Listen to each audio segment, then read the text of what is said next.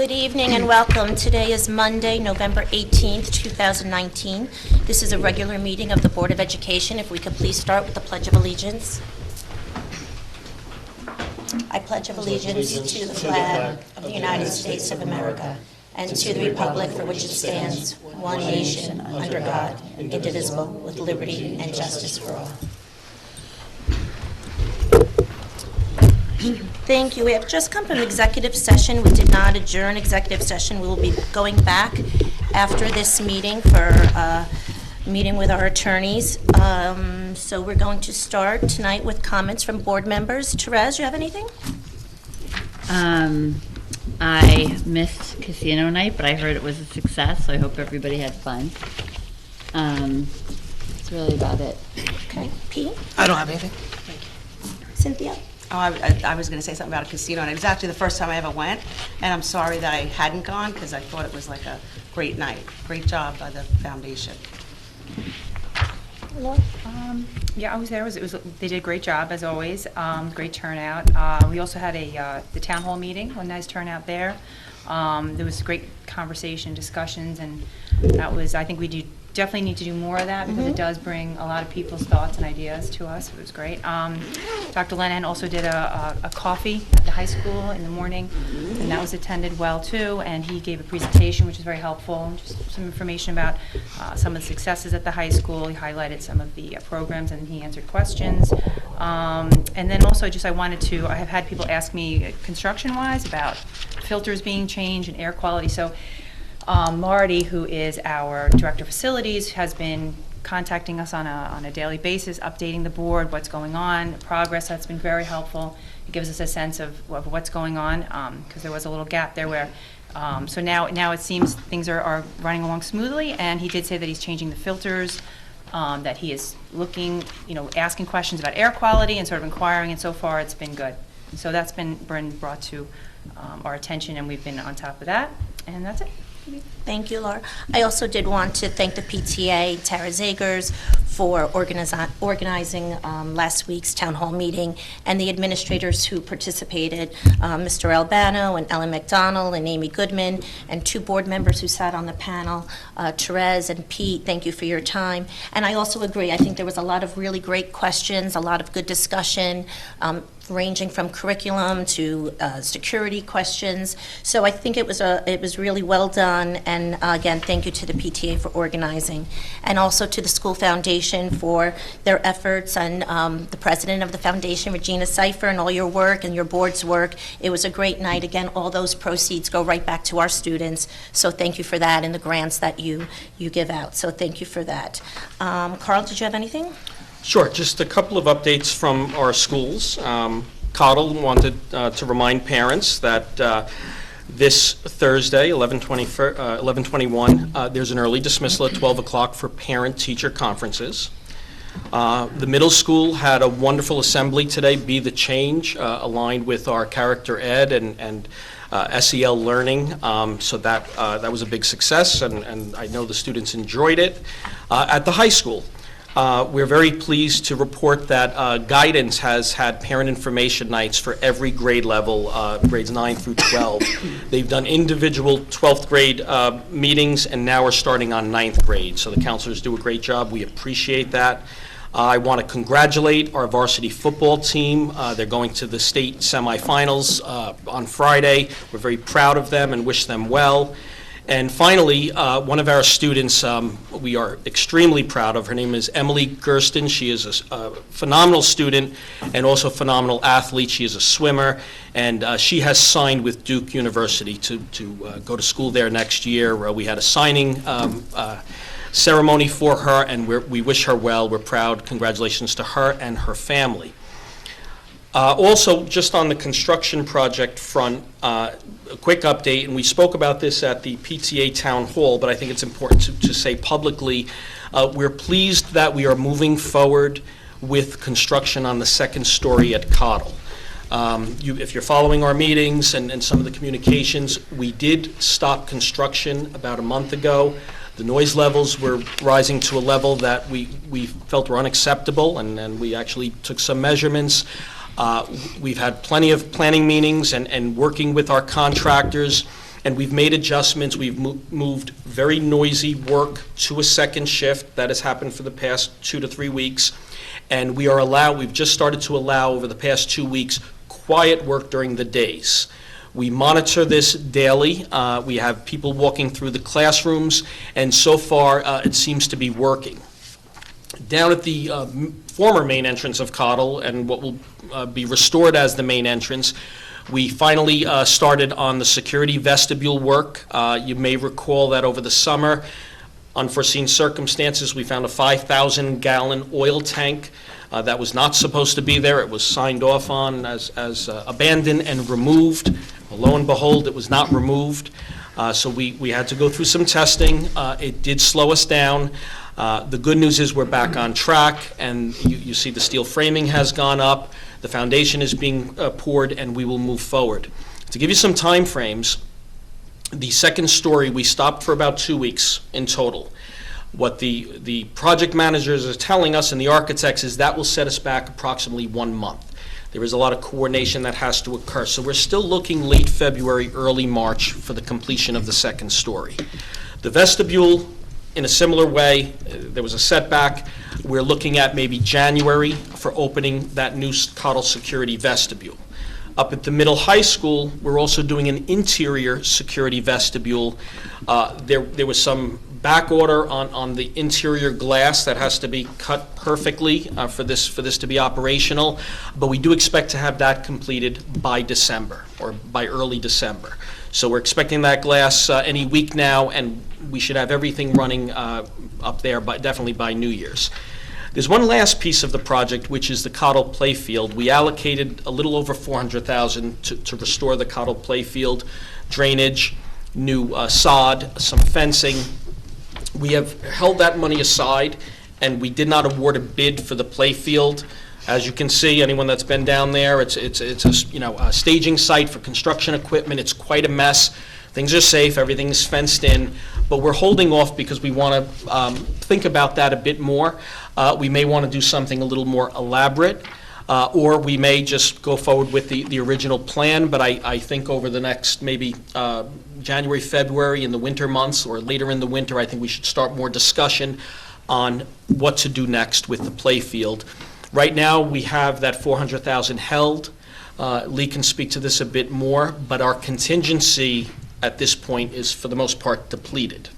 A lot of that went to the discovery of the oil tank and testing of soil and what have you. Lee, do you want to speak to the contingency? Right, so from the original $987 million bond, we pretty much have, with the money that we're setting aside for the Coddled Field, we pretty much spent out the bond amounts. And we believe that most of the change orders and any unusual circumstances that would have come up that would have added additional cost to the project were really discovered early on. We know what we're dealing with at this point. We're just basically completing the project at this point. So we believe that we have enough monies in the original bond amount to finish the project, as well as the set aside for the Coddled Field. And we're looking just to move forward and complete the project, hopefully by the end of the spring. And once we currently have temporary financing in place to pay the contractors as we move forward on a percentage completion basis. Once the project is 90% completed, we can look into rolling that into permanent financing. Thank you. That's all I have, Michelle. Okay, thank you. Did you have anything else, Lee, to report? No, not You're at good? this time. Okay. Okay, comments from the PTA? Good evening, everyone. I wanted to thank all of the board for their participation in the town hall. I agree, it was a great discussion, especially Peter and Torres for being on our panel, Mr. Albano for being on the panel. And I will say to you that any time that there's a time that the board would like to put together something similar, you absolutely have PTA support in helping getting that done. Congratulations to our Coddled students for all of their efforts down at the talent show, which was held on November 8th. That was a great time for everybody. Mr. Albano mentioned that we had the Be to Change program at the middle school today. That was in coordination with the PTA and an organization called Volunteer New York, which is a tremendous nonprofit here in Westchester County, which we partnered with last year, and they offer a lot of local volunteer opportunities for our students. Our fourth graders did Journey into the Native American Territory on November 13th down at Coddled. It was a full-day interactive, multimedia type of presentation, and that was also brought by the PTA. A couple save the dates. Our holiday boutique down at Coddled will be December 4th and December 5th. The Tuckahoe Middle High Book Fair, the PTA is partnering with Ms. Johnson, who's here this evening, November 9th through the 11th to get that rolled out this year. And the community may have seen an announcement go out today for Prevention Starts With All, the Chris Herron story. That is going to be on January 7th, 2020. It is a community event. It is with Eastchester and Bronxville PTAs as well as Tuckahoe PTA and with the Community Fund. There's a grant that was provided for that.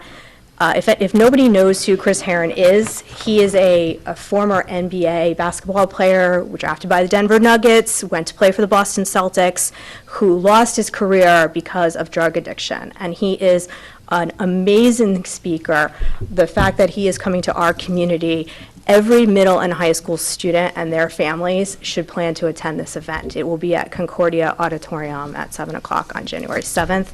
There is a registration for it, so people should do that and get their names in. It's free, but there is a registration. Thank you. Thank you. Tara, I just Tara, want the to... book fair, yeah, the book fair date. Yes. I thought you said November 9th. Did I say it? December 9th through the 11th. Sorry, Okay. my bad. Sorry. Thank you. Tara, how do people, you said there's a sign up for the Yeah. Chris Herron event? It went out today through Schoolbee. Okay. It's also will be on the TuckahoePTA.com website. It's using Eventbrite, which is a company that you can sign up for tickets in advance, but it's still free. It's just they're keeping track of the registration. It's in the Concordia Auditorium, so we can handle a lot of people.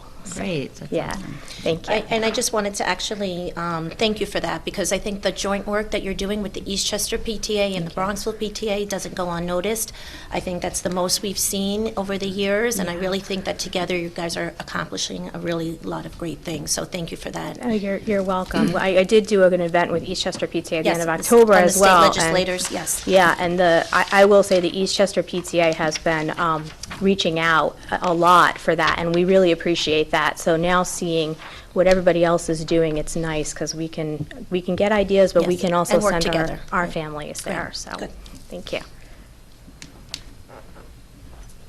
Regina, Tuckahoe School Foundation. Thank you. I know you mentioned it. Thank you for coming. A few of you did come to the annual casino night. It was our 17th one, and that is the only way that we raise money. That's our annual fundraiser, so I think everyone had fun. It went well. We honored Mark Deneen and Peggy Velocio. I know that they were both teachers here. They were science teachers, so we did honor them, and also Antoinette Martino.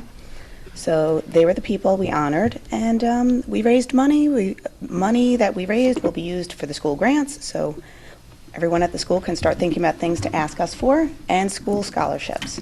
Thank you all for attending. Everyone in Tuckahoe, thanks for attending. We'll do it again next year. Thanks, Regina. Okay, this is now the first recognition of the audience. This is for agenda items. If anyone has a question or comment on an agenda item? Hi, Scott Bogetti. So one of the items I saw tonight was going from, I believe our bylaws have 7 members on a board, but it's always been 5, right? So what's being presented regarding that tonight? I saw an amendment, even though it says 7 people, but we're only 5, so what's taking place? Just curious. So from my understanding, it was brought to our district clerk's attention that the policy read that there are 7 members. We have always been a 5-member board, always. And basically, back in 2013-14, I believe, we did a whole series of updates and amendments, a very ambitious amount of work with our board policy. Prior to that, nothing had been changed since 2005 and updated. And at that time, we believe that there was a typo made because prior to that date, 2014, the language did say a 5-member board. So basically, we can only assume, we don't know, no one picked up on it, no one in our district, no one in our administration, no one on the board, no one in our attorney's office picked up on it. So basically, this is just a correction. The only way a board can change its membership, its numbers, is if we go out to a vote of the public. Right. It can't be changed just by, us raising our hand. Educational. So what tonight is just basically a cleanup of the language so Clarification. that it says 5 members. Is the board opposed going to a 7-person board? Is that a question for For anybody everyone, on the yeah. board? I mean, we have discussed that. One of our workshops just this year, actually, we brought that up. And, I mean, personally speaking for myself, I'm not opposed to it. I think that if the community wants that, because there are some 5 out there, and there are 7, there's 9, there's Yep. lots of different, and I think smaller districts typically have 5, like ours. There's not too many that are our size, but they do have 5. But we have brought that up, and in fact, interestingly enough, after we discussed it, we did get emails. I didn't, you don't know who's paying attention, Right. And they said, don't do 7. I think it's a worthwhile conversation Yep. because, I mean, we have 800 to 900 families in the district, right? Right. You have 4,000 or 5,000 taxpayers in the district. Right, yeah. So to have 5 people represent all of those families and taxpayers, I think it would make sense to go Right. to a district vote, similar to the budget vote, right? So put it in front of the people, let the people speak, whether or not we should go to 7. If the people speak, they speak, right? I mean, you guys are elected board members. I think to have, listen, whether you have 3 members who always vote a certain way and there's 2 one way, I think with 7, to get a 4 vote, it's better for the community, right? I think you have 7 different eyes and ears on documents that are related to everything from teachers to contracts.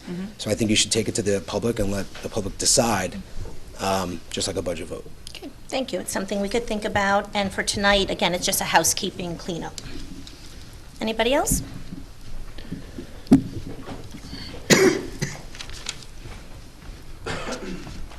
Good evening. Hi, how are you? How are you? So I'm Jeannie Whalen, President, Tuckahoe Teachers Association. You're starting to get to know me. So I just wanted to speak about one of to approve a stipulation of settlement. Yes. And I wanted to thank the board for considering that stipulation of agreement with the Tuckahoe Teachers Association. It's on tonight's agenda. It's a first step in attaining equity and fairness for science teachers in the Tuckahoe schools. Tuckahoe schools pride themselves on our science program, and yet with equity for science teachers, the program could be ever more vibrant. So, for example, if our science teachers were to have equity, we could see a thriving STEAM program and other options for our students to take. So I really do look forward to working with the Board of Education in coming agreements to continue to improve and invigorate our science program. Thank you. Thank you, Ms. Whalen. Thank you. Anybody else? No. Okay, we're going to move on to the consent agenda. One motion to approve the consent agenda, items 2 to 8. Is there a motion? Pete, second. Torres? Anybody have any questions on the consent agenda? No? All in favor? Okay, we'll move on to business of the board. We just discussed this briefly, policy reading. Okay, this is the first reading to amend policies 2100 and 5420. Any comments there? I'll just comment on 5420 is an amendment to our public health law.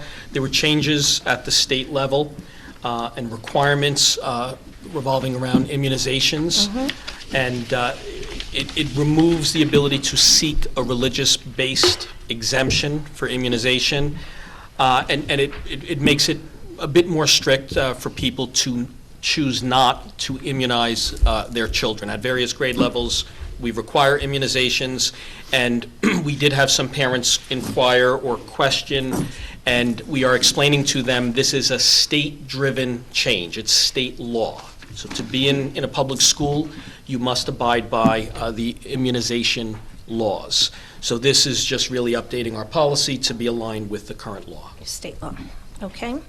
And 2100 is just the change, the cleanup in the policy from a 5-member, what currently says a 7-member board will now say a 5-member board. Okay, so those are just the readings. 5420 will come back up at our next meeting. Number 2 is to adopt a policy. Resolve to adopt policy 5300.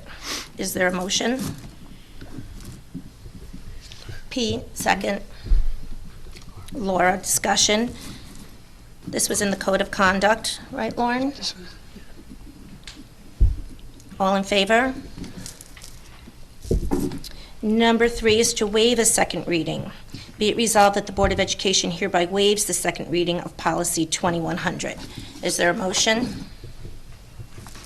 Torres, second. Pete, discussion.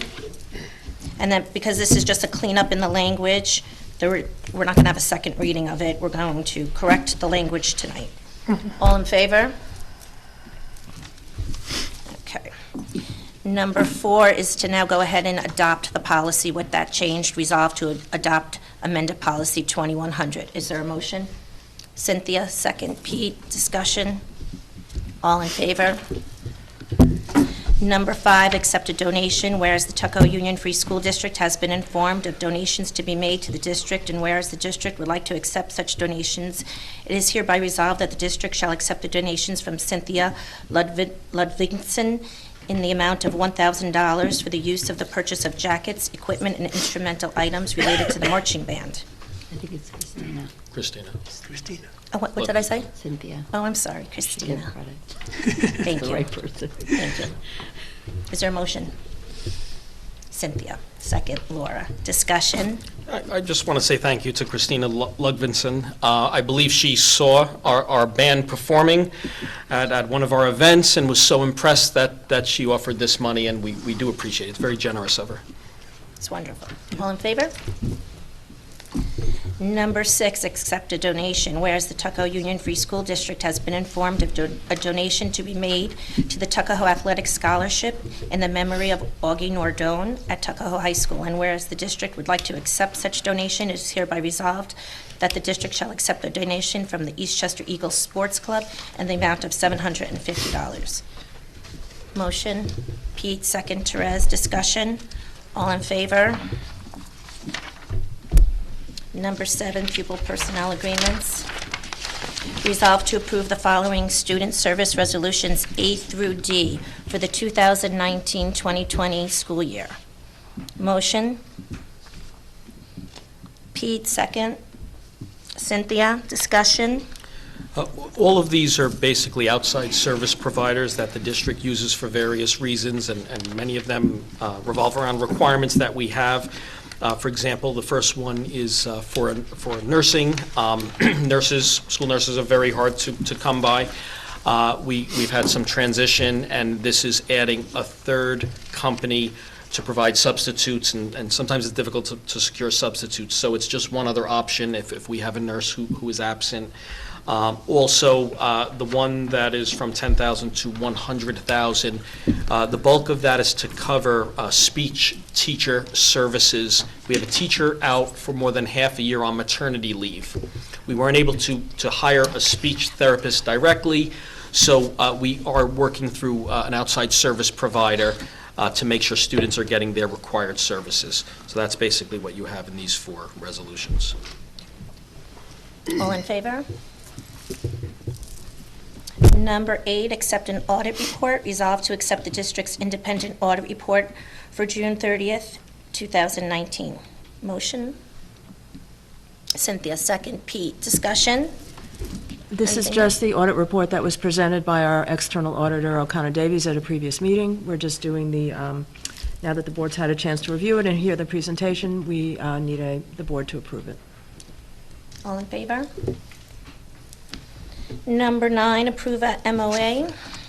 Whereas the negotiations have been ongoing between the bargaining team for the Tuckahoe Union Free District and the bargaining team for Tuckahoe Administrators Association for a successor to the 2016-2019 agreement between the parties, and whereas those negotiations have resulted in a tentative agreement contained in the memorandum of agreement dated November 12, 2019, which has been ratified by the membership of the unit.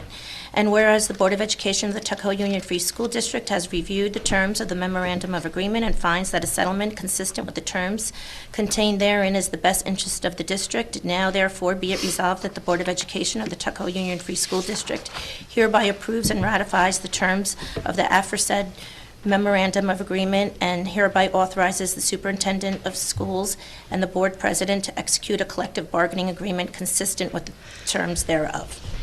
Is there a motion? Torres, second. Pete, discussion? Carl, did you want to comment on that? Sure. This is basically the contract for our administrators' collective bargaining unit. That includes our principals, our assistant principals, and our directors. It's a small group.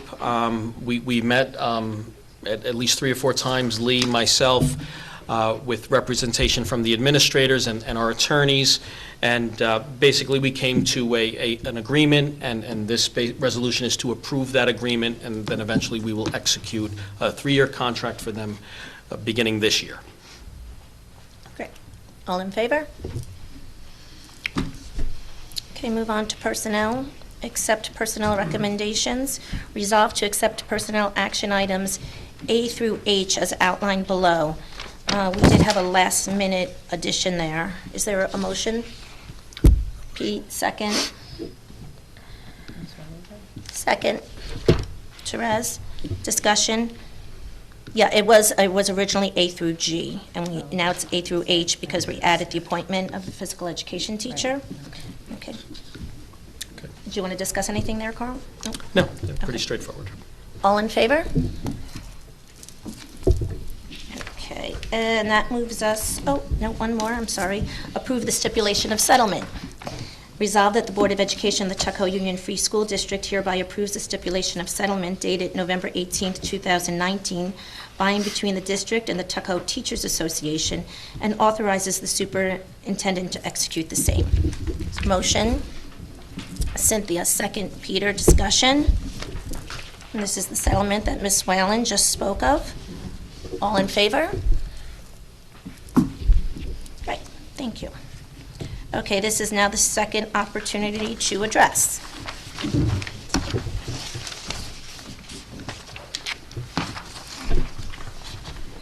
Hi. Bill Carney, 101 Middleton Place. Mr. Albano kind of touched on in the beginning, was the Coddled field. I'd heard some rumors, and obviously rumors are never good, that it was being taken out of the budget, used for surplus, the parking lot was going to stay, so I was just trying to get some clarification on what the plan is, if there is one. I know you said they may adjust it, but what the current plan is, or maybe what your thoughts are for the Coddled field moving forward. Sure, and I'll begin, and the board certainly can join me. Basically, the plan is to stick with what we initially proposed through the bond, which is a little over $400,000 to restore that field, renovate, have proper drainage, which has always been an issue. It's used all day, practices, softball, and it doesn't recover well. So drainage, sod, and fencing and upgrades in general. $400,000 doesn't go that far. But that is the plan. I must say the temporary parking lot, Mr. Carney, the reason it's there, you probably know, Siwanoy Country Club is doing over a $30 million project. But for the audience, people may not be aware, we've had this reciprocal arrangement for years where they've allowed us to use their parking lot for teacher parking. And we probably have 40 to 50 teachers who in the past would park there every day. With their project, they displaced us. And we had to have that temporary parking lot, and I'm happy to see that it's being utilized. But the idea was always just to keep it as a temporary parking lot. I think it roughly cost a little over $20,000. However, I must say people are looking at it, and I've received many comments and some feedback that we ought to consider making that more permanent. Parking is tight in this district. I think everyone knows that, staff and parents alike. So that is something that we may want to consider, but of course, if you made that permanent, you're losing quite a bit of field. It's also important to know that the field it could never be a regulation field. For example, we cannot turn it into a baseball field. It can be used for softball, it can be used for other sports, and we practice down there, so it gets tremendous use. I think this is a good discussion, but I think the goal is, and I'll speak for the board, and feel free to join in, but the goal was to try to hold that $400,000, keep it earmarked for the field. If we wanted to do something more elaborate, then we'd have to probably, go back out for another bond to pay for something more, or maybe look at district funds. But I think it's a good discussion. I think we need to assemble the facilities committee again and get input and be thoughtful about it. Okay. Yeah. I I was just going to say, just to build upon what Carl said, from my perspective as an individual board member, there's no way that money's not going to be used for the field. Yep. It's just a matter of whether or not we want to add more to it, go out to the public for some more, or use fund balance or something else to do more with that project than we originally slated to do, especially now that we have the road. Do we want to rethink how we want to do that field? But to answer your earlier concern, there's no chance in my mind that money's not going to be used for that field. It's just a matter of, is it going to be that much or is it going to be more? Right. So with the parking lot, I'd heard maybe it was going to stay. I was hoping that's not the case. I really hope that when it does, when you do discuss that you do not keep that parking. I mean, the town just did adjust the curb cut. We have more parking on Yeah. Crawford there, and I mean, that's a tight field anyway for the kids to have recess. If you limit it even more, I mean, it's just not going to be great for the kids. In the 15 years that I've been here, that field has always kind of been, kind of an eyesore. Like you said, it doesn't, hold up well. And I think if you take $400,000, it's not like we have a landscaper or a sprinkler system there to, maintain it. If you take $400,000 and invest it in there, even if you put new sod in, it's kind of going to go back to exactly the way it is now. So has there been any consideration to actually turfing that field? Because if you look at Bronxville had the same issue with Hayes Field. I mean, that was a disaster. And you look at it now, and it's beautiful. Right. And it really is kind of the first thing you see when you pull into this neighborhood. And I feel like a lot of people would, if you went out to, the community, I think a lot of people would be in favor of, because it's, great for the kids, it's great for the school, great for the community.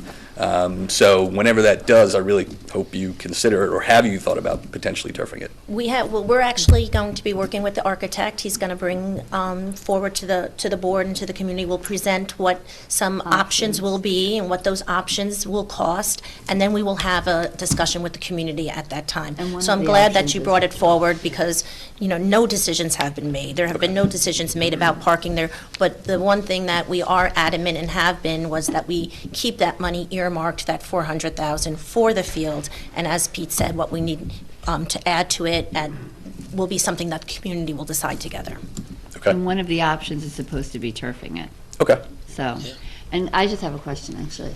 When Silent Way finishes their project, do we get back those 40 to 50 spots for the teachers?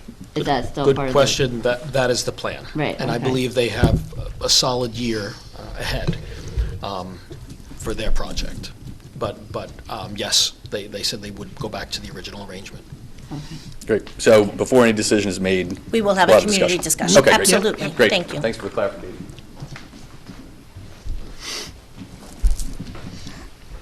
Thank you again. Just want to say thank you to Anthony Calavita for being in the audience tonight, because I'm just going to bring up the IMA real quick again. So Anthony, if you ever want to say something, just let me know. So intergovernmental cooperation agreements, which is in other words the 5G for New York State, calls for 5-year terms. State law says no automatic renewals. Here's a copy. If no one has it, please share.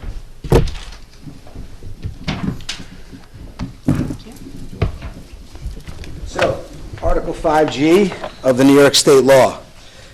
A contract should not, whichever is longer, therefore by open-ended, nor shall call for automatic renewals. Our contract has automatic renewals. Do we think that's legal? We have our attorneys looking at it. Okay, so if it's not legal, I'm asking the board to do two things. I'm in favor for the road. I love the road. Anthony, thank you for giving us the road through a major negotiation. A, void it. Void the contract if it's illegal. which if your attorneys are looking at it, keen and bean, I'm sure they know it's illegal. 2, amend it for 5 years and put Tuckahoe youth football and cheer back in there. What do you mean, back in there? Okay, all right. Look, we're going to leave our attorneys are looking at it, and I just want to just make something. It was actually the school district that wanted it for more than 5 years. So we are advised by our attorneys. Our attorneys entered into the agreement.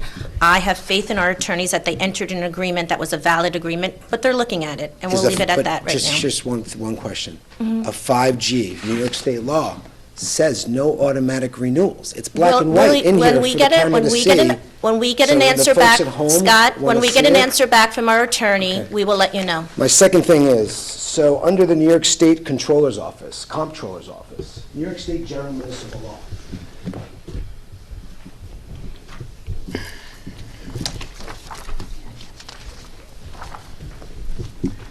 This is the New York State Municipal Law, Sections 800 to 809, are conflicts of interest of municipal officers. I believe there was a conflict of interest, Ms. Licio, of you negotiating this agreement working for the town, and that you should have recused yourself from that negotiation. Again, Scott, that is your opinion, and we are advised by legal counsel, and according to our legal counsel, there is not a conflict of opinion. So we have. What is Section 800, 809? Scott? Stay. We have an attorney, Okay. and we are advised by our attorney. Okay. And I will act on the advice, and so will this board, on the advice of our attorney. Okay. Thanks. You have anything else? I do. Okay. Well, just one clarification on that too, Scott. I mean, it's a little bit of a misnomer to say that Michelle negotiated the deal. She signed it, she was at the She signed round it, but she table. didn't She was at the negotiate. round table with Mr. Calavita. I understand, and certainly was You a just part of said it, she but wasn't. I just want to be clear about that. It was negotiated from our attorneys to their attorneys. That's how it was negotiated. But were there Of round... course, we were I'm involved sorry, in or the maybe I back and misunderstood. forth. Were there roundtables discussion with Mr. Albano, Michelle Licio, and Mr. Calavita together? Yes. As So a he board, just, as a member but he of this just said board. you didn't negotiate Yeah, it. I didn't, it's because you're insinuating that I, on my own, negotiated it. That's I the point I I'm don't have trying to that make. authority. All right, We've well- gone through this already. Well, as you know, I that. foiled the documents through the state, and when I get the documents, we'll take it. We will have the discussion, sure. Secondly, so we're looking for a new superintendent, correct? Right? Yes. Why did we start that discussion in June when Carl was leaving? Why Why did we not start the search in June? Well, when you mean start the search, we did start. Wait, let's back up. When did- when did- Wait, let's back up. Okay. Because I'll answer the question. With the superintendent search, both Laura and Pete are heading up the search. We have a search, they're heading up the search committee. So they've taken it on, and so I will, That's if you not want what to I answer the asked. question, you I can asked, answer. when did the search June, start? when we got, well, when was I on August? So that's when. July we- 1. When did July- we hire? July, right, Yeah. sorry, When July did you to hire retreat. BOCES? We officially hired them the last board Right. meeting. So October. Right. Carl gave his sorry, Carl, you're leaving, sorry. In June. Why not in July? I guess the main question is, why are we using BOCES, which is a free service, okay? The District of Darien, Connecticut, used School Leadership LLC for $20,000 to find a superintendent. Our superintendent is the CEO of our school. He's the CEO. Wouldn't you want to use a high-end executive search firm to find a superintendent and not BOCES? And no disrespect to BOCES, but for $20,000 or $30,000, we have an $8 million surplus. I would want to use BOCES to find a CEO. We've been through I 4 actually- superintendents. So I started out in the exact same place that you are right now. That's how I started out. I never even considered BOCES when we first started this discussion, for the same reasons that you're saying. But as Laura and I went down the research path of it, and we interviewed 4 different, And one in Five. Chicago. yeah, we actually were 5 in total of the Only top from firms. There aren't that many firms, believe it or No, not. there's School Leadership, there's Hazard Hazard Young, Young. ATA, and District-wide Search Consulting. Exactly. We interviewed them all. interviewed We interviewed them all all, of and we got proposals from every single one of them. They were okay, wasn't really blown away. So you but- felt the free service BOCES Well, was let me best for us? finish. So we actually initially made a decision on school leadership until Laura and I actually went to a training and met with a couple of other board members from a few other districts that had just gone through searches and used BOCES and was very, very happy with them. It kind of made us think twice about it, like, hey, maybe we didn't give BOCES a fair enough shake. Let's look at BOCES a little bit first before we, Right. so I don't know if you were following along, we actually had school leadership on the agenda to approve. We tabled it, and we looked into BOCES, and we were actually very impressed with what they had to offer. We were actually, for me anyway, more impressed with Dr. Coles, who's actually leading the search. He really blew us away, quite frankly. But beyond that, what we did find from all of the companies is that their protocol and their process is almost exactly the same. Right. No, I hear that. And BOCES does exactly the same thing. Well, Now, I mean, let me give you some. I don't think Bronxville or Edgemont or, Blindbrook is using Scarsdale would use Blindbook's BOCES. used Blindbook BOCES. Blindbrook has used Blindbrook, I'm BOCES. saying Bronxville. Bronxville. Okay, well, what out of the Bronxville I mean, board? Darien, number one school in the country, used the top executive search firm to find a superintendent. So let me give you another piece of rationale why I personally like this idea, is that one of the restraints in this process is how robustly you advertise, how much money you spend on advertising. Because the search firms that you hire for that 20, 30,000 that you mentioned have a standard sort of menu Right. of advertising. You can do more, but you're going to pay a lot more for We that. have $8 million. No, so my point is that because we were so impressed with BOCES and we were so impressed with Dr. Coles, one of the things that allows us to do is spend more money if we want on that more robust I mean, we have a advertising. serious problem, right? We have an interim AD, we have an interim director of, I'm sorry, Lulu, no director of finance coming in, we have an interim special ed, we have faculty that's dropping, the administrators that are leaving. You would think that there'd be someone coming in to oversee this. Scott, I mean, I could tell you, this search is the most important thing to this board. I hope so, because It's let me tell you 1,000% something. it is. We have faculty dropping like flies, and under this board, we've lost 4 superintendents. It's scary. It's not under this board. Okay. It's not under this board. That's not true. Well, in the last so many years. Well, all right, I guess my last 2 things, and I'll make them quick. Can someone explain to me the early retirement incentive package for a math teacher back in June of last year? Are we able to talk about that? Well, there's no specific for a math teacher. There There was a math teacher that had tenure here or long-term, that there was an incentive package know. given on June 11th of 2018 for an early retirement. There was an incentive. There was an, do you No, want no, to answer? you go. There was an incentive offered to all of the staff that was eligible to retire at that time. There was not an incentive for one teacher. Okay. That's a false statement. Got it. So that teacher that received the incentive package in June 11th, wouldn't it say that, I mean, listen, if you're going to give an incentive to a teacher to retire, you do that in November, so you can find good talent. You don't do that in June when all the good teachers are taken already, right? So was this a gift versus an incentive? Because they left in June, and then you get a math teacher that came in, then left after that. Okay, there's an early incentive tool that was used in the end of June of that year.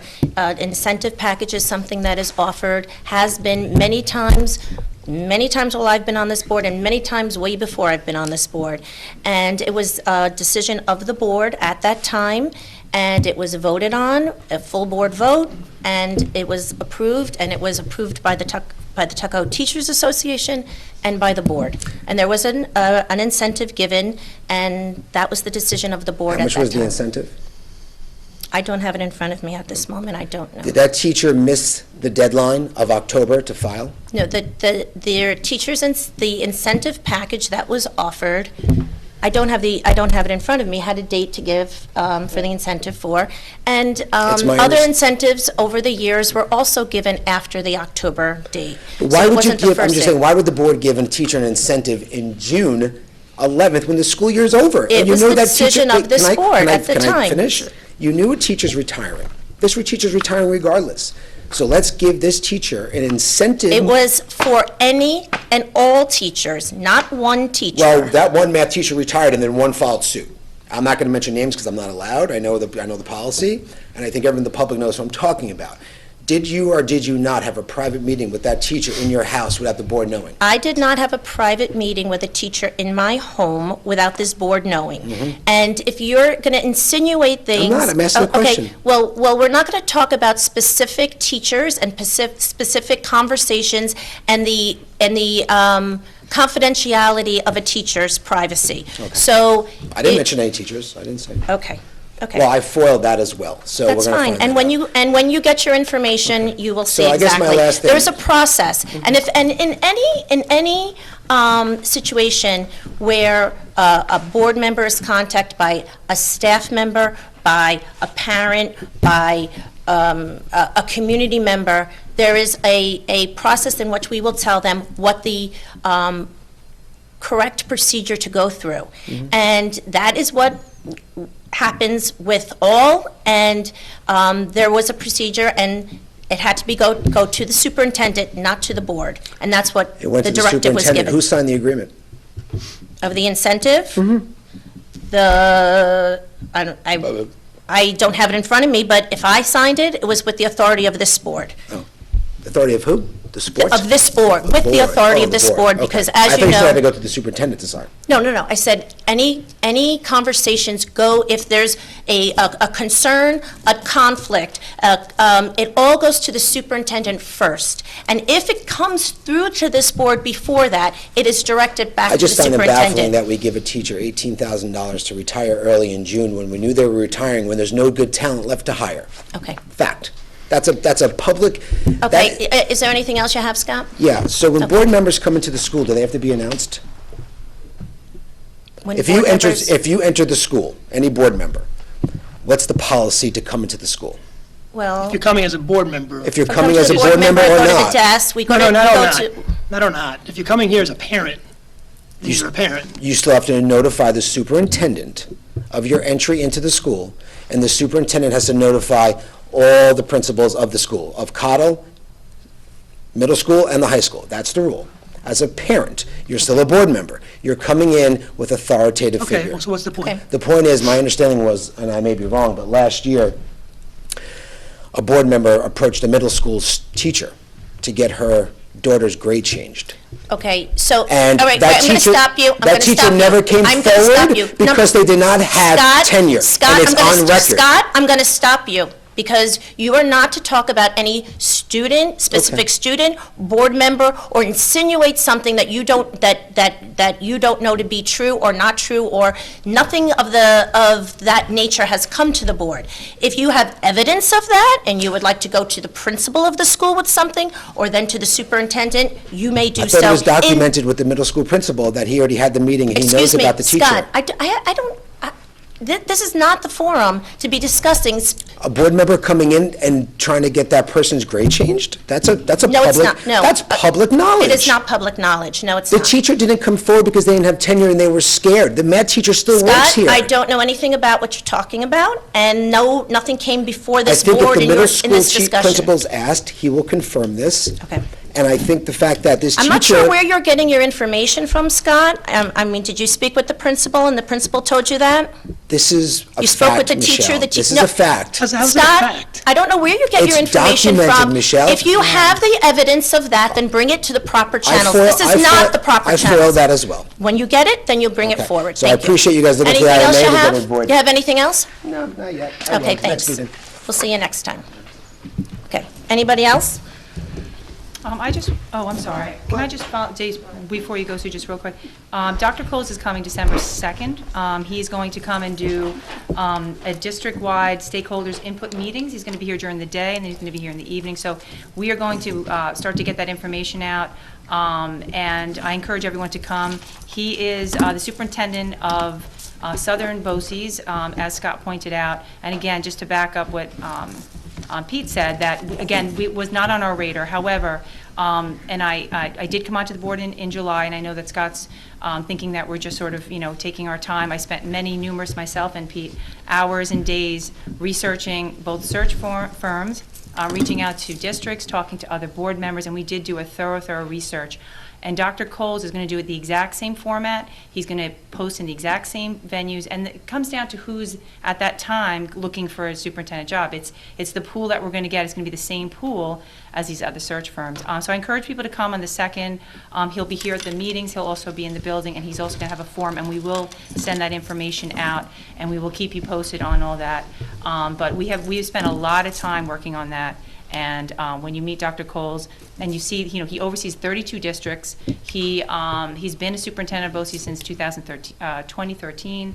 He's also doing Blind Brook's search right now, and he's up in Albany right now. He is constantly out in the field, working with school districts, working with Albany, working, he is entrenched. And some of these private firms, while they sound good and they come with bells and whistles, they're sort of retired superintendents. You know, they're people that were in the field. They have their fielders out there. But this is someone that we felt has his finger on the pulse, so to speak. And when you meet him, you will see what we're talking about. And I do appreciate Scott's question, because I do think we had the same one.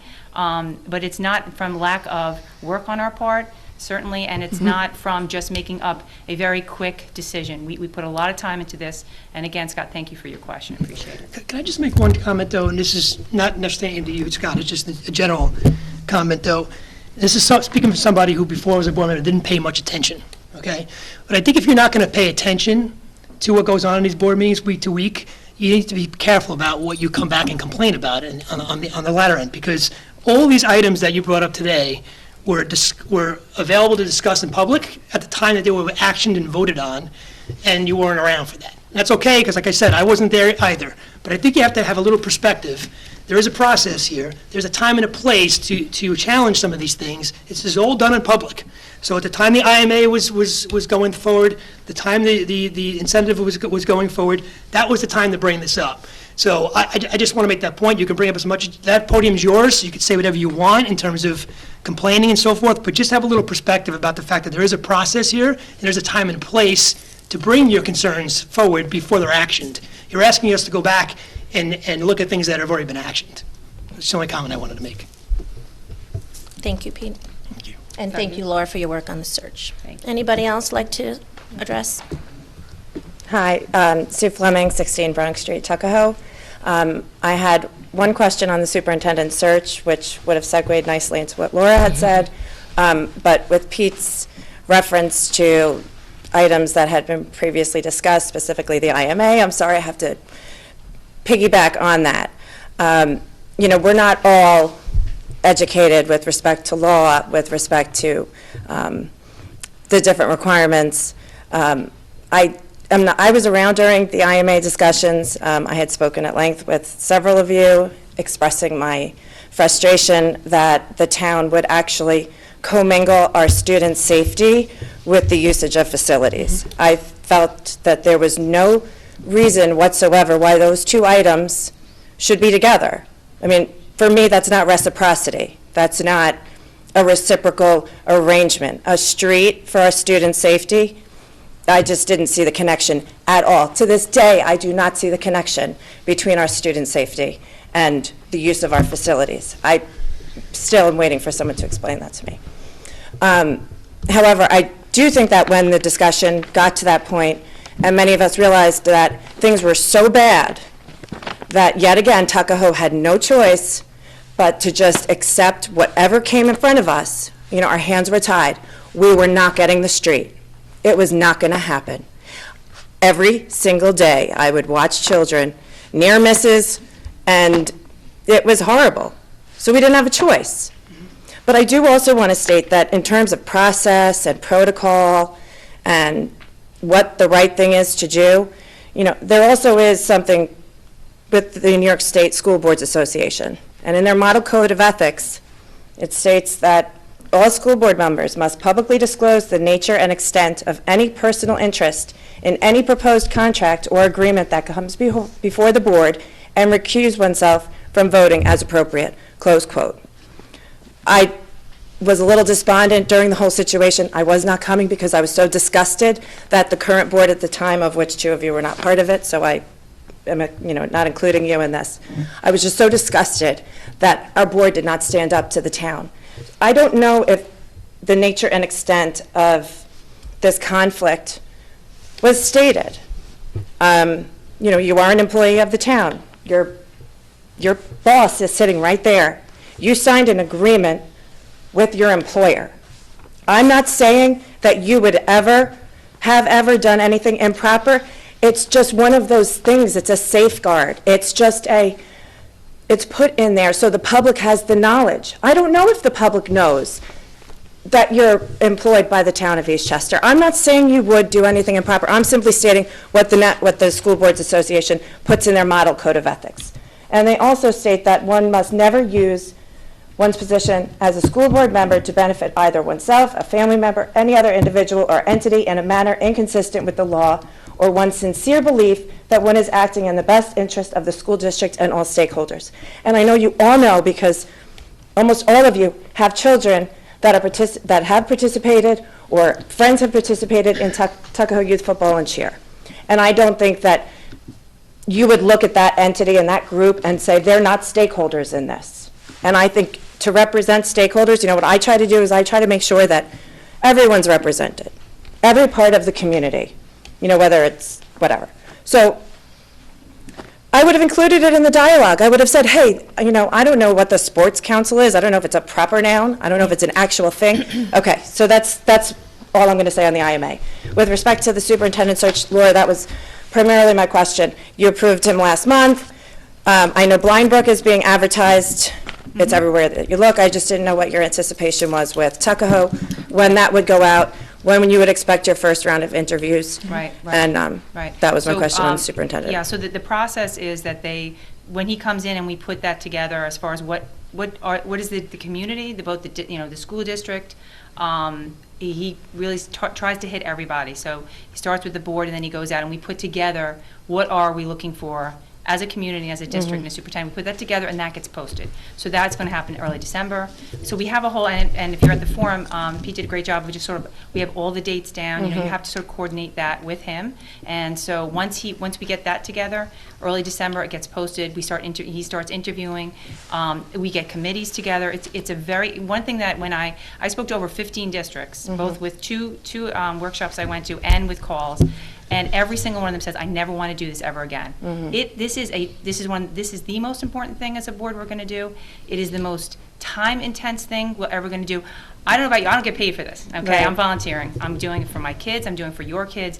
I'm not up here for anything but to do right by Tuckahoe School District, and so does, I can speak for everybody here. So the time frame is what we can work with based on what Dr. Cole's had, and we're in a good place right now, even though I know but we have spoken to him, and there's only the two of us out there looking, and we're a good district. We are going to attract candidates if they're out there looking. We're going to go, we're going to do national as well as, so it's going to get cast, across the state and outside. And so that's why you're seeing that, because they did right away decide BOCES, but we really did our due diligence before we made that decision. Do you know the amount of time that elapsed between Blind Brook's approval of Dr. Cole's? About 3 weeks. About 3-4 weeks. You mean his posting? So when the board approved Dr. Cole's, Right. how much time elapsed before the posting, the Blind Brook posting was? So between voting him in and Right, then Blind Brook? right. You want to know what the time Like, frame was? approximately, is it a 3-month process? Did he give you No, early December. Are you talking about the posting? Early December. Oh, early, Yeah, okay. yeah. He's okay. going to come December 2nd. Okay. Once you get all that information in, then he's going to post it, I believe. Yeah, so right? he's working on a pamphlet that's going to, that's going to advertise our school district. Right. This is like the Blind Brook one. Right. So he's working on that, and then on December 2nd, he's going to come, this will all be posted and announced, and he's going to do stakeholder meetings. Okay. So he's going to meet with all the various entities. We're not going to be there, it's just going to be him trying to get as much input from the community and from the different Okay, I'm sorry, so the job's going to be posted approximately? After that. After that, okay. Right, very Because soon the after that. stakeholders have to. Have to voice provide their. Right, there's going to be a Okay. survey as well. We're going to put something on our website that's going to kind of show all this, and then soon after that, it'll be posted, and the idea is to post it around the holidays. And the thought process there is that it gives the candidates time to work on their applications, because it's a good time, they're all off from school and have some downtime. So it'll be posted around the holidays, and I believe until the end of January. Is there a contract with him? With Do we have to enter into a contract with him? With BOCES? With Dr. Cole's, or Yeah, with there's- BOCES? There is. yes. Is that something that's publicly available too? Yes, Does it delineate what his actual responsibilities are, in terms of vetting or reference checking or that sort of thing? Well, we do have documentation and all that. I don't know if it's Yeah. actually in the I'm sure it is. Yeah, we have his whole schedule laid out. We did do a contract with him also. I think you're looking for more specifics as to how it's. Well, I guess seeming the different issues that have come up with contracts, it's always good to just kind of get another set of eyes on it, in yeah. terms of the work time frame, it's just nice to see Yeah, no, what we the have. expectations are. Right. Yeah. No, it is, it's laid out in terms of what he's going to do for us. In fact, I can give you, I have a folder here, and he came in, to each board member, and he has it listed out, plus we have it online, but he has a full outline of what's going to go down as far as date-wise, how it's going to be all laid out. So if that's what you're asking I guess, for. kind of like what the expectations are. What are his responsibilities, what are yours as the board? Yeah, well, we can get that to you if you Okay. want the contract we Thank have. you. Yeah, sure. Thank you, I think that's it. Thanks. Okay, thank you, Suzanne. And I did want to say, you stressed that your concerns at the time with the street and with safety, and I know that you did serve on the safety committee for some time, and I served on that with you as well. In regards to the IMA, and a conflict, I just want to make one statement, and I'm not going to really go that much into it at length anymore, but what the New York State education law says is that you cannot be on the town board, on a town board, and a school board. That's not allowed, because that is a conflict of interest, because that's two legislative bodies. So working there, I have no legislative authority. I can't make the rules there. I can't make the laws there. I don't legislate there.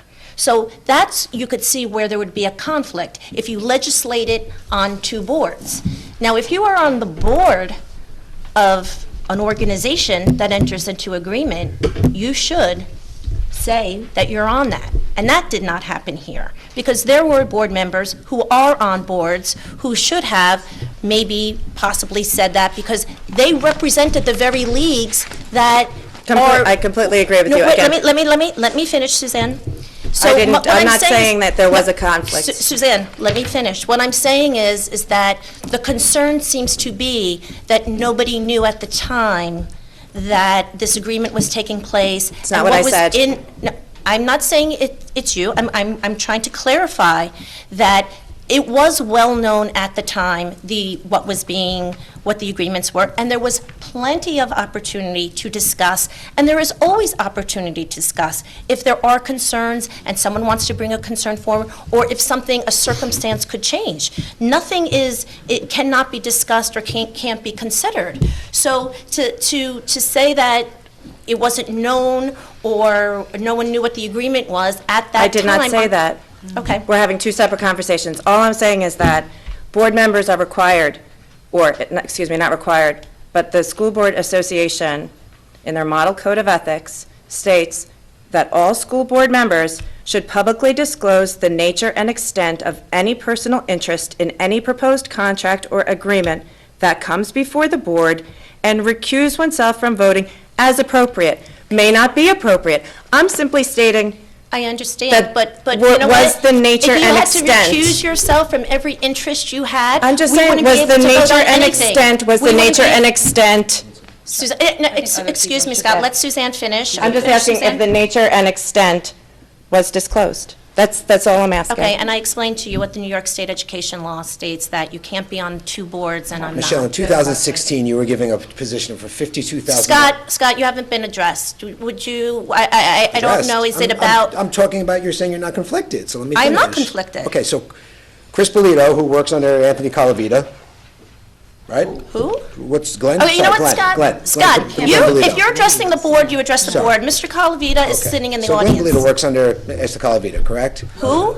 Oh, well, he's part of the cabinet. I don't know who you're speaking of. Who promoted you in 2016? Okay, you know what, I'm not I going don't to know answer that your you should say question, someone's Scott. I'm not going to name. talk about Okay. you know. In 2016, Scott, I'm you- not going to answer your questions, I'm sorry. I don't think they're appropriate, and I don't It's a think they're... question, Michelle. You said you're not conflicted. I am not on the town board. You were I am on promoted the by Mr. school board. by his council to a full-time position in 2016 for $52,000 a year. Okay, that's public That- information. And Thank that you, Scott, for same making that- group of people just ran for town supervisor and that whole cabinet. And So what te- is your so point? You work for Mr. Calavita. I work for the town of Eastchester. And he's the supervisor. That is correct. So you work for him. I don't know what your point is. You should have recused yourself from this Okay, whole thank you, Scott, that's your negotiation, opinion. Michelle. Please have, Come that's on, your opinion, let's- that's your opinion, thank you. I've heard your opinion, you may, thank you. We've all heard your opinion, yes, Mr. Supervisor.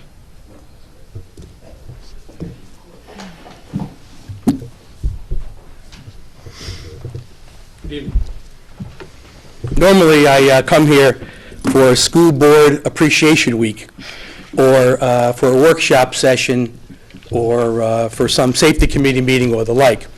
I see many of you also at the foundation events, football games, et cetera, et cetera. We always have a good dialogue.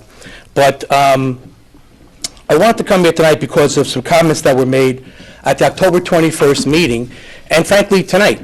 And there were statements made to the effect that you have a conflict that we just heard, or that the school district somehow got over or was gotten over on, that the town did some abusive act and took advantage of the school district. And I'm here to say that's complete nonsense. And anyone that believes that is an idiot, okay? Number one, let me go back historically. It was my idea to convey to the school district that section of Simon Way between Crawford and the first house on the corner around Ridge. And it was my idea that that property could be used not just for purposes of the kids recreating during school, but also if they wanted to use it for an expansion of the Coddled School, expansion of the field, a parking lot for seniors, a parking lot for school seniors, I mean, a parking lot for, whatever, the school buses, whatever you needed for it. It was there, and it was a great, great opportunity. It's 19,000 square feet smack in the middle of your campus, right in the middle of the ball field and the school district. It's a great, great thing for the school to have. But if some people back then, I don't know who or why, but it was decided that there wasn't something that they wanted. So this school district said to the town, we don't want it, okay? It wasn't like the town was sending it out there and looking to see if somebody would bite on it. You know, it was offered, and this district said, we don't want the property, okay? It wasn't the town forcing it on you or withdrawing any kind of options you had. The district said, we don't want it, okay? Right after the district said, we don't want it, it was like basketball season, if I recall correctly. It was EIBL season, and the town was told by the school district that there are no courts available for EIBL. This is a program with 500 kids in it, okay? Probably at least 60 or 75 Tuckahoe school kids in the program. And we were told that there was no court time available for the EIBL program, which is very disappointing, because for decades, we had used the Tuckahoe basketball courts, okay?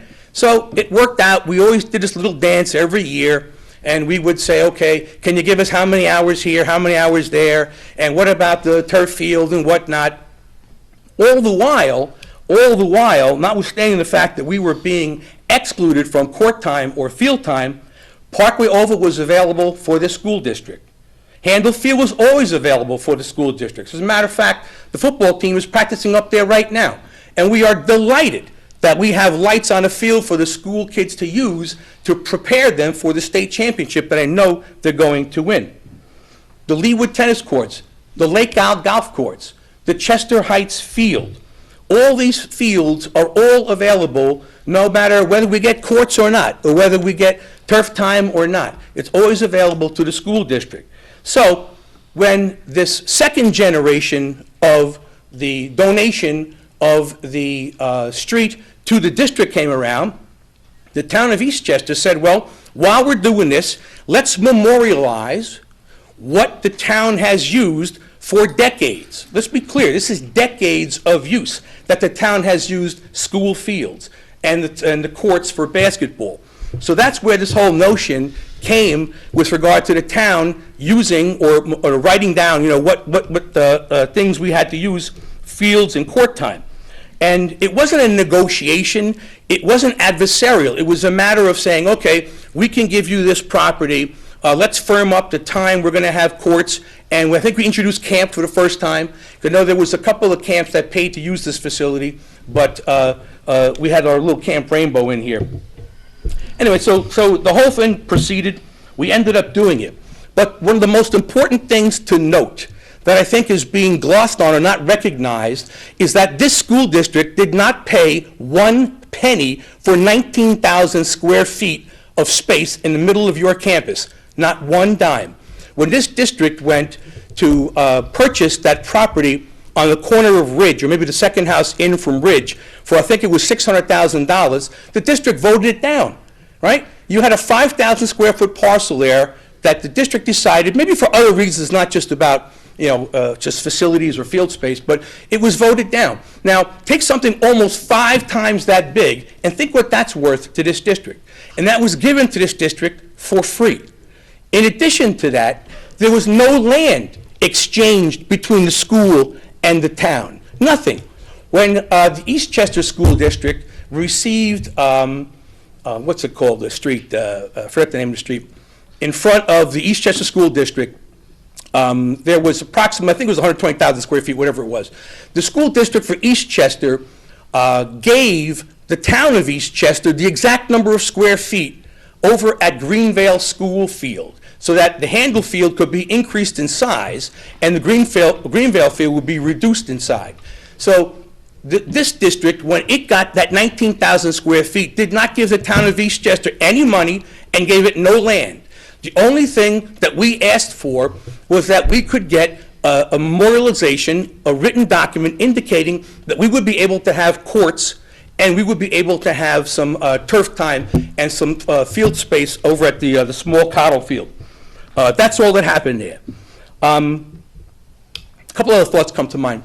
The town has an organization called the Sports Council. Many of you might have remembered that when the Phil for Field scandal hit the town, the Greenvale Field, the Ann Hutch Field, the high school field, and Handle Field were all messed up, okay?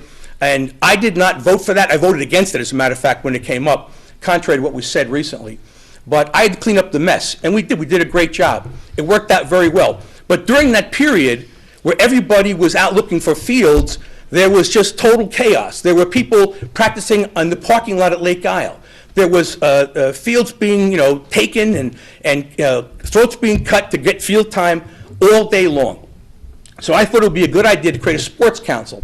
And a sports council is basically an organization which is represented by each of the 3 school districts, the village of Tuckahoe, the village of Bronxville, and the town of Eastchester, of course, and every single league in the town that cares to participate.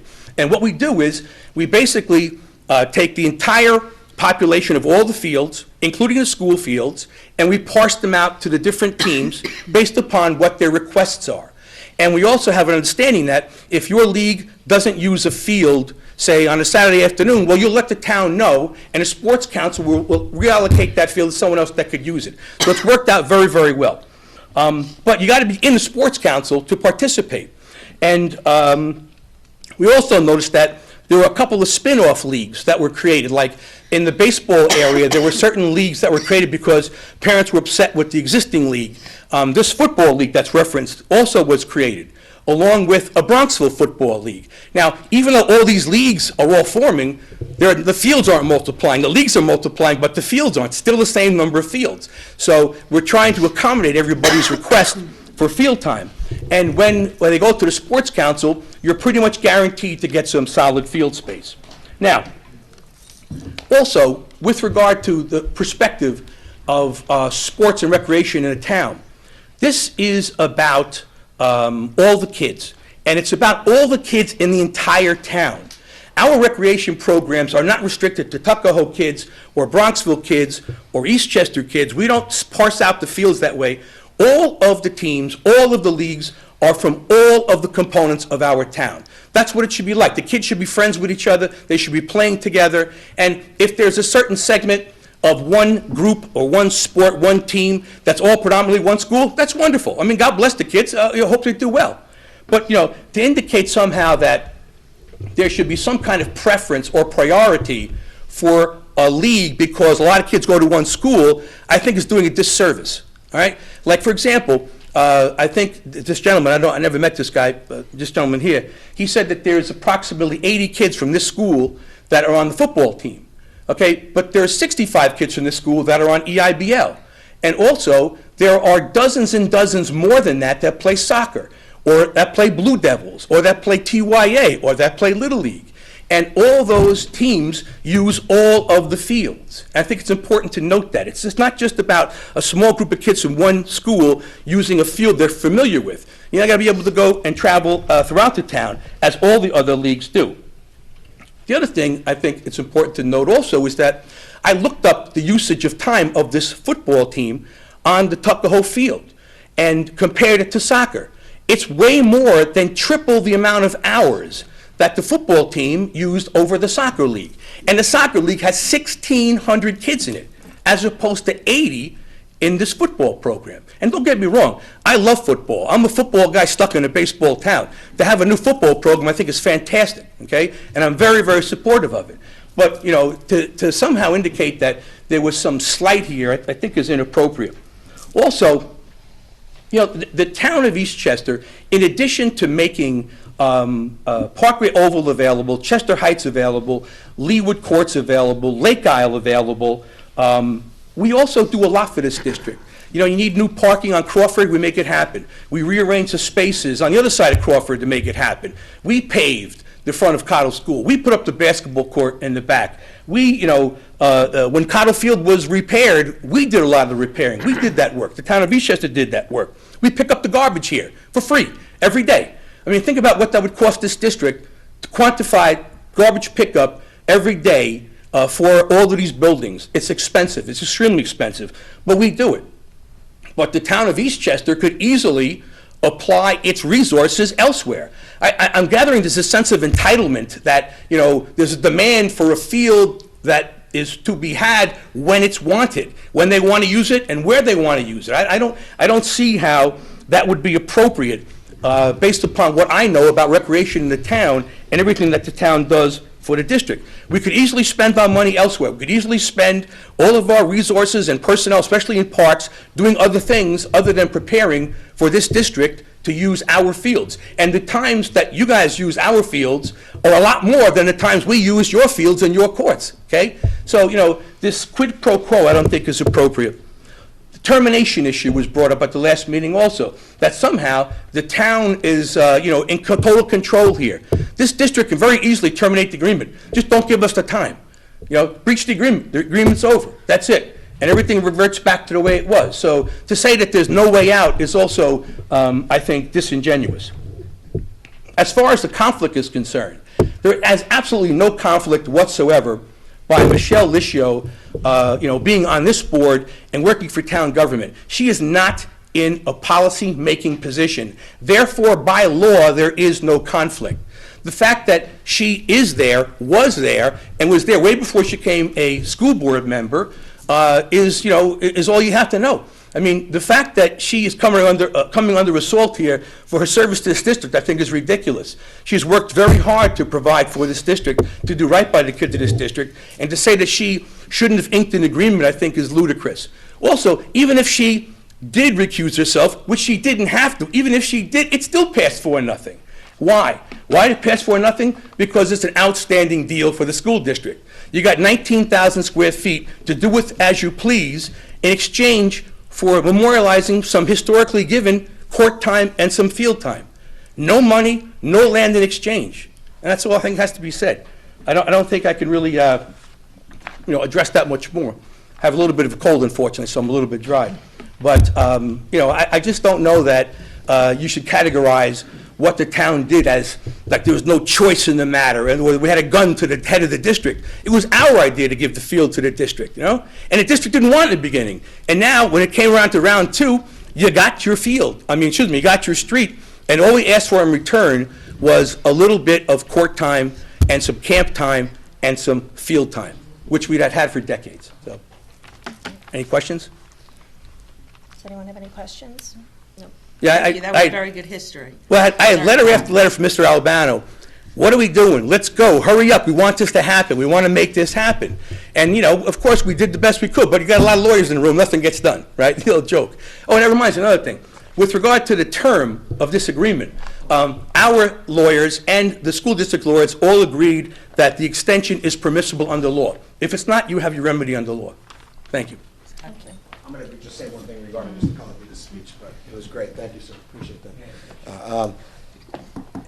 My biggest concern is that the town wanted something from us to get this 19,000 square feet, and they got what they wanted. You could have given that road for free. You didn't have to get into our facilities. I'm speaking, sir. I let you speak. Okay? Address the board. So I'm addressing the board. Excuse me, there's someone in the audience speaking when I let him speak.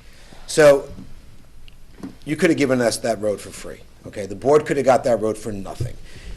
When I went to Coddled, that road was closed off. No one said nothing about it, okay? But basically, Mr. Calavita said, you want the road? What's in it for me? Okay, and he got it. He got what he wanted.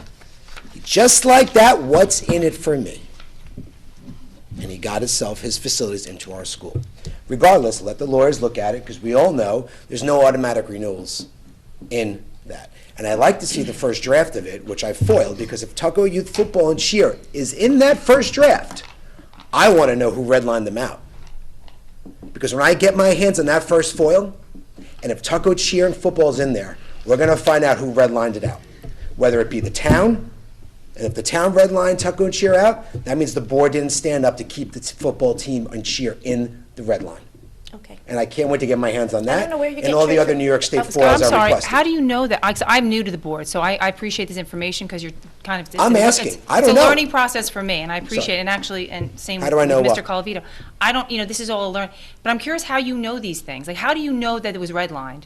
I asked for, because every document of a negotiation gets redlined, right? It is? Yeah. How did you know that they were on the document? I'm asking, maybe they No, were, no, that's you why I said- asked for the you foils. said they're on the document, and when I find the red line, I want to see. But Yeah, how do you know it was on the document? Because, I don't know, maybe they were on the document. How do you know that? You just said they were on the document. How do you know Okay. that? I don't, I'm just, I'm making a I statement. can't- It's Let's end this. okay. Thank you, Scott. No, Thank you it's for your okay. comments. Thank you. It's great, it's interesting, because Well, I'm learning from you things that I don't know, and Well, I'm on because board. here's the thing, That's- but here's the thing. executive Laura, if session, they, I don't if know. they Yeah, are, I if know. they are in the document, If they are. if they are, Okay, sorry, I if, so- apologize. okay, I didn't hear If they that. are, Okay, and they were taking out, I apologize, I retract my statement. Okay. If they were in the document, and they were taking out, then that's a problem. okay. So that's why I asked for the original document, to see how it was Got drafted it. by the town. I apologize, I retract my statement. I'm not saying that they were in there, if they were in there. That's what I want to know. And by the way, hopefully it gets thrown out anyway, because it's illegal. It says no automatic renewals by 5G state law. So, enjoy your night. Okay, well, we're done. Anybody else? Anyone else care to address the board? I just want to end this on a much more positive note. Thank you. And so, thank you Lori, to could the. you just give us your name, Lori please? I know your Gerald, name, but we don't all. 15 Wallace Street. Thank you. Hi, Anthony. I just want to thank all of the board members for your work that you do, because it is a volunteer job that you do, and it's not easy. And so I know you take a lot of heat, even from me. But when you do a great job, I'm here to support you on that. With respect to all of the administrators that we see leaving, rather than looking at it negatively, I would like to look at it with a positive light, with all due respect to Carl. When you have an opportunity like you do have now, it's so unique because you can start from scratch, bring in people who will be a visionary leader, people who will be cohesive. They're not inheriting necessarily a staff of people, but some people that you can bring together to build and to bring a deeply divided community back together, school community, which only works and lends itself to providing the best possible education for our little people.